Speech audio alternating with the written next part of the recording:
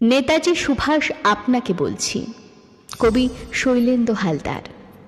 মৃত্যুপুরীর উল্লাস মঞ্চ থেকে গঙ্গা ও পদ্মার উত্থাল ঢেউয়ে ডুব দিয়ে হিন্দু, মুসলিম, বৌদ্ধ, খ্রিস্টান নয়, কোনো আদিবাসী সাঁওতাল যুবক নয়, নিতান্তই একজন ছাপোষা মানুষের প্রশ্ন।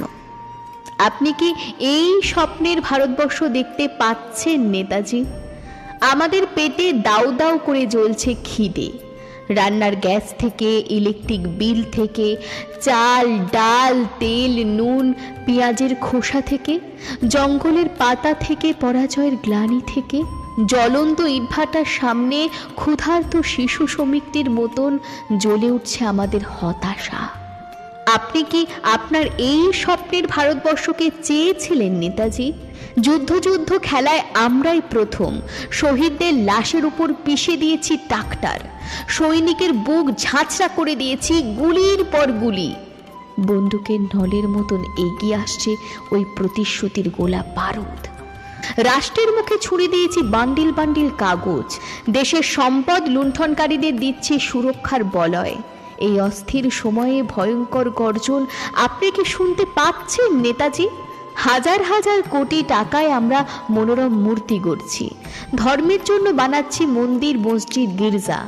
জ্বলন্ত রাজপথে পুড়িয়ে দিচ্ছি মানুষ। মৃত সন্তানের বুক অন্ধকারে হাতড়ে বেড়াচ্ছে হতভাগ্য পিতা।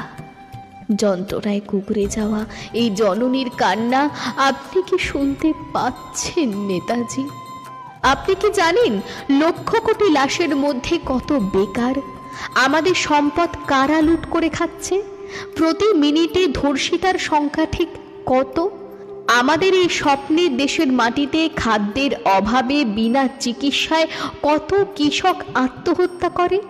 আর কত রক্ত দিতে হবে নেতাজি?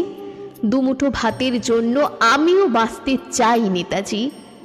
প্রাণপ্রিয় নেতাজি সুভাষ, আপনাকে বলছি, আমরা কবে স্বাধীনতা পাবো নেতাজি? কবে?